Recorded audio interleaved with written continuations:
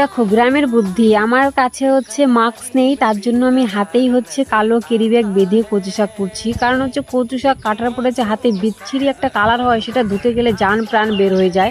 তো আমি সেটা একদমই করবো না, তার জন্য হাতে কালো ক্যারি ব্যাগ বেঁধে কচু শাক কুটে নিয়েছি।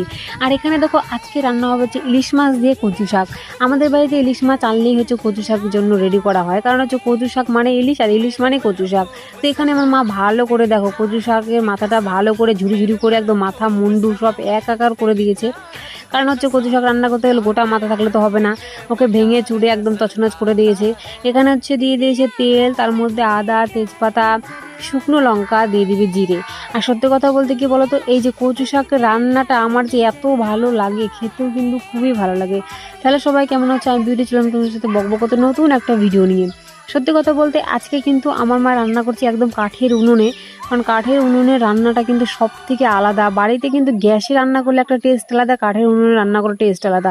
এখানে আমার মা কিন্তু গ্যাসে রান্না করে, কিন্তু যদি তোমার ভালো মাছ টাছ হয় তাহলে কিন্তু কচু শাকটা গ্যাসে একদমই ভালো হয় না আমার মনে হয়। কারণ যত জাল তত টেস্টি আর তত ভালো লাগে। আর এখানে দেখো কচু শাকটা সেদ্ধ করে নিয়েছিল আগেই, আর তারপরে এটাকে এখন ভালো করে দিয়ে দিল। এখানে দিয়ে দিল একের পর এক মাছের মাথা, তার আগে দিয়েছে হলুদ, লবণ। এর মধ্যে কিন্তু আমার মা হালকা চিনি অ্যাড করে, কারণ কচু শাকে একটু চিনি দিলে আমার কাছে খুবই টেস্ট লাগে। আর কচু শাক আমার ভাত দিয়ে খাওয়ার থেকে এমনিতেই মানে চামচে করে নিয়ে খাওয়ার মজাটাই লাগে আলাদা। তোমরা কে কে কচু শাক খেতে ভালোবাসো অবশ্যই জানো। আমি কেমন বোকার মতো প্রশ্ন করছি, কারণ কচু শাক খেতে সবাই ভালোবাসে কম বেশি। তো তোমরা কে কীভাবে খাও অবশ্যই জানিও। কেউ কেউ আছে রুটি দিয়েও খেতে পছন্দ করে। তো এক লিস্ট দিয়ে দিল। এবার চিনি দেওয়ার পরে ভালো করে একটু জাল করে নিলেই আমাদের কিন্তু রান্না রেডি।